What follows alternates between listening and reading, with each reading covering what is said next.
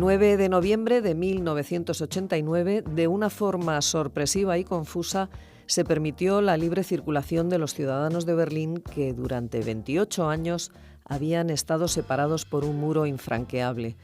El 9 de noviembre se ha conmemorado, por tanto, el 30 aniversario de lo que a partir de ese momento se denominó la caída del muro de Berlín, un acontecimiento que ha acabado convirtiéndose en uno de los iconos del siglo XX. Pues para hablarnos de lo que ocurrió en Berlín aquel día de noviembre de 1989 y de las consecuencias que tuvo, contamos con Isidro Sepúlveda Muñoz, que es profesor de Historia Contemporánea en la UNED y ha coordinado un seminario internacional sobre la caída del muro y la transformación global con motivo precisamente de este 30º aniversario.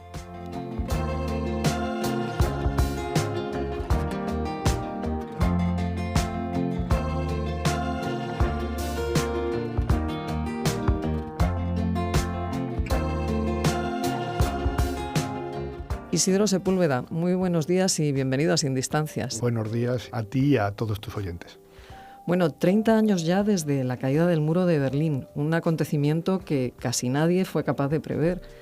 ¿Qué ocurrió aquel 9 de noviembre de 1989 y por qué ha acabado siendo un acontecimiento tan importante? Lo que ocurrió fue una mala interpretación de las instrucciones de la superioridad por parte de uno de los portavoces del Politburo de la RDA, Günter Swarovski, que cometió la indiscreción de indicar que las fronteras iban a ser abiertas de forma inmediata, fue la palabra que utilizó, para que los berlineses pudieran comunicarse de un lugar a otro.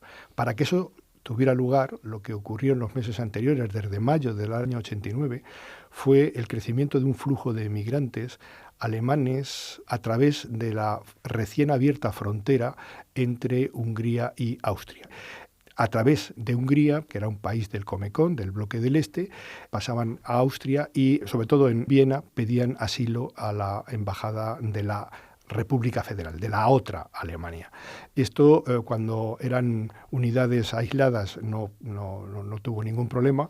Cuando pasaron a ser cientos, ya las autoridades de la Alemania Oriental se preocuparon mucho. Cuando llegaron a miles y las colas daban varias vueltas la manzana donde estaba la embajada y las imágenes impactaban ya a todos, decidieron que iban a abrir las fronteras e iban a permitir que se comunicaran unos berlineses con otros. El problema fundamental fue que el portavoz no sabía cuándo esto se iba a producir y ante la insistencia de un periodista dijo, pues de una forma inminente. Y esa misma noche del 9 de noviembre del año 89, miles de personas se acercaron a los checkpoints, a los puntos de enlace, que en ese momento todavía eran solamente 12, para poder pasar al otro lado. Los guardias no tenían unas órdenes concretas. ¿Qué hacer? ¿Les permitimos? ¿No les permitimos? Decidieron unos abrir las fronteras, otros esperar a recibir órdenes, pero ante la vista de lo que estaba ocurriendo también las abrieron. Al otro lado ya se había reunido una gran multitud de los berlineses occidentales y esa noche fue una fiesta. A la noche siguiente fue cuando comenzaron a utilizar picos y martillos y piquetas para abrir brechas en el muro. Esto aún impactó más a Occidente y desde luego se convirtió en un gran símbolo. ¿De qué? De la apertura del proceso de crisis del sistema soviético y del final de este bloque del Este y el comienzo de las transiciones hacia la democracia de todos los países del bloque del Este. Bueno, Isidro, pero realmente, ¿cuáles fueron las repercusiones directas que tuvo la caída del muro? Las repercusiones fundamentalmente fueron tres. En primer lugar, que abrieron el proceso de la unificación de las dos Alemanias.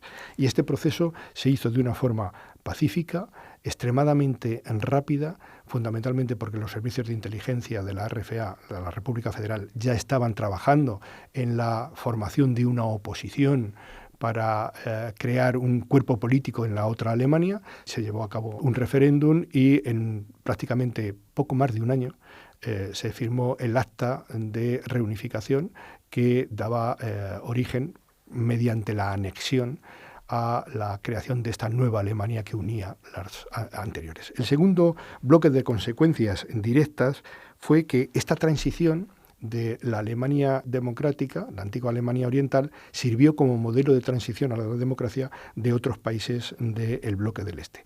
Fundamentalmente Hungría, Checoslovaquia, Polonia, Bulgaria y Rumanía. Y esto unos lo llevaron a cabo de una forma tan limpia como los checoslovacos, con la revolución de terciopelo, y otros de una forma tan problemática como los rumanos, con el golpe de Estado contra Ceausescu y su inmediata ejecución. Y la tercera gran repercusión fue la redefinición de la geopolítica europea. Se rompen los bloques, uno de los bloques desaparece, el otro ya no tiene sentido, se va a una homogeneización, una normalización entre las dos Europas, hay un relanzamiento del proceso comunitario. Un año antes había firmado el Acta Única Europea, en el año 92 ya se acordó Maastricht y a partir de ahí los tratados constitucionales hasta llegar al Tratado Constitucional y finalmente Lisboa en el 2009. Y esta ampliación de la Unión Europea hacia el Oriente, incorporando estos países, incluso repúblicas que habían pertenecido a la Unión Soviética, como Estonia, Letonia y Lituania, y esta culminación con el proceso constituyente, y sobre todo convertir a Alemania, por esta expansión, en el corazón de Europa, e incluso a Berlín, en esta capital oficiosa de la nueva Europa. Berlín, Alemania, Europa y el conjunto del mundo han cambiado mucho en estos 30 años, desde la fecha de la caída del muro. ¿Cómo se pueden sintetizar estos cambios y cómo nos afectan hoy en día? Nos afectan en todos los sentidos y a todos los niveles. Y desde luego hacer un ejercicio de síntesis es extremadamente complicado. Vamos a intentarlo. En primer lugar, se han producido una serie de grandes transformaciones que sintetizamos en conceptos pedagógicos muy reduccionistas para significar muchos contenidos. Hablamos de globalización, hablamos de multiculturalismo, hablamos de mundo digital. Esto afecta a la economía, a la sociedad, a la tecnología. Es decir, esto afecta a nuestro día a día, a nuestro modo de vida actual. Estas grandes transformaciones han creado nuevos nichos de mercado, nuevas formas de comunicación y de relacionarse, nuevas formas de estar dentro de las sociedades y, desde luego, han trastocado totalmente nuestra forma de ver el día a día y nuestra forma de vivir el día a día. El segundo bloque de transformaciones es el giro estratégico. La caída del muro fue el primer episodio de la desintegración del bloque del Este y de la implosión de la Unión Soviética, la segunda superpotencia, y por tanto nos quedamos en un régimen durante los años 90 de hiperpotencia por parte de Estados Unidos, que la década siguiente, después de la reacción al 11 de septiembre y el empantanamiento en dos guerras simultáneas en Afganistán e Irak, sumando los efectos económicos de la gran recesión a partir del 2008, puso en cuestión este hiperliderazgo y comenzó a tejerse una red multipolar que al final ha terminado en convertirse en una especie de rampa de lanzamiento del nuevo sistema internacional, que si anteriormente era Westfalia, ahora deberíamos llamar de Eastfalia, en el que hay este nuevo águila imperial de dos cabezas, que es Chindia, por una parte China y por otra la India, que han subvertido el orden y aún lo van a hacer más a lo largo del siglo XXI y han llevado el eje de poder mundial a el sureste asiático. Por sintetizar y cerrarlo solamente en tres aspectos, el tercero sería, sin lugar a dudas, Europa, el proyecto europeo. En los últimos 30 años hemos visto una transformación profunda de nuestro continente, hemos visto cómo se erigía un superestado o un postestado, una entidad superior a los estados nacionales que surgieron a lo largo del siglo XIX y que conformaron el bloque del siglo XX. La Unión Europea es algo más que un simple Estado y hemos visto a lo largo del los procesos constitucionales de los años 90 y los años 2000 cómo alcanzábamos una entidad política única, un pasaporte, una moneda, un proyecto común, con todos los peros, con todas las limitaciones, con todos los inconvenientes, incluso con todos los obstáculos que han puesto no solamente los nacionalismos, los particularismos, los populismos, los secesionismos, y en estos momentos nos encontramos en un impasse denominado Brexit. Vamos a ver cómo acaba, pero yo estoy seguro que el proyecto tiene mucha inercia, muchas posibilidades, muchas capacidades, y lo que vamos a ver es un crecimiento. Cuando pasemos este duelo de la salida de Gran Bretaña, nos vamos a encontrar en un relanzamiento del proyecto europeo. Bueno, hace 30 años que todos los europeos sentimos una gran alegría, nos unimos en la esperanza de esos berlineses que se abrazaban y cantaban juntos. La idea de que se acaban los muros en este mundo, sin embargo, 30 años después parece no haber triunfado, dado que no solo permanecen muchos, sino que se levantan nuevos. ¿Qué enseñanzas podemos sacar de la experiencia del muro de Berlín? Bueno, hay que indicar la gran diferencia de los muros de hace 50 años, de hace medio siglo, y los actuales. Antes se levantaban muros para impedir salir. Ahora se levantan muros para dificultar entrar. Y estas diferencias evidencian lo que han cambiado las cosas en el último cuarto de siglo, en los últimos 30 años. Hay muros que se están erigiendo con un carácter de ocupación territorial, como es el caso de Israel y Palestina. Hay muros que lo que denotan fundamentalmente es un miedo al otro y un racismo, una xenofobia encubierta, como es el muro que Donald Trump se empeña en construir en la frontera con México.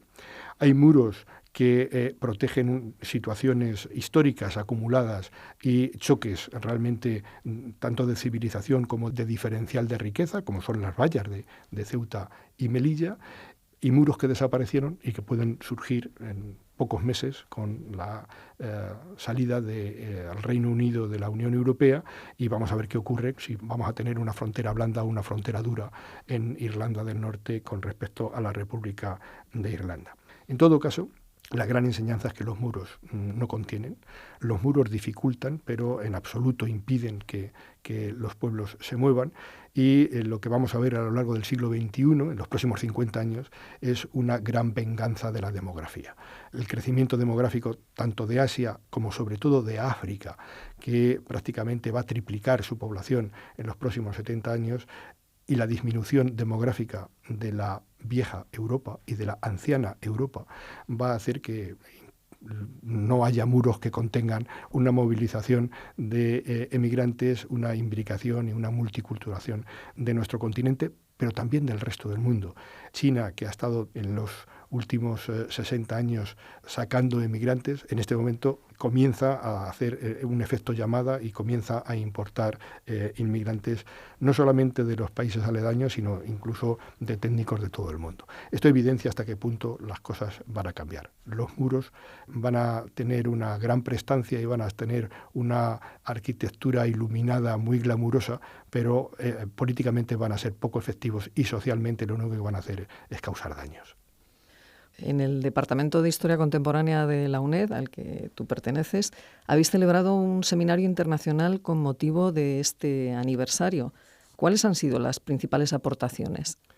Hemos celebrado un seminario internacional organizado por el Departamento de Historia Contemporánea con el patrocinio de la Fundación Konrad Adenauer y del Centro de Estudios Políticos y Constitucionales, donde físicamente se celebró, y hemos traído especialistas de Alemania y profesores tanto de la UNED como de otras universidades españolas. Dividimos las 3 jornadas en hablar del pasado, es decir, cómo se produjo la erección del muro y la caída del muro y las consecuencias que tuvo. Un segundo, viendo lo que ocurrió de forma inmediata y cuáles fueron las grandes consecuencias políticas, geopolíticas y económicas y sociales que tuvo no solamente en Alemania, sino en toda Europa. Y la tercera jornada, que nos permitió hacer un ejercicio de prospectiva, es decir, evaluar la experiencia 30 años después, evaluar cuál es la situación actual y hacia dónde nos dirigimos. Y ahí pues las aportaciones en cada una de las partes fueron especialmente brillantes, y agradezco mucho a los participantes que contribuyeron a hacer un seminario de muy alto nivel. Bueno, pues la caída del muro de Berlín, 30 años después. Isidro Sepúlveda Muñoz, profesor de Historia Contemporánea en la UNED, muchísimas gracias por habernos acompañado esta mañana en Sin Distancias. Muchas gracias a vosotros y mucha suerte a todos los oyentes.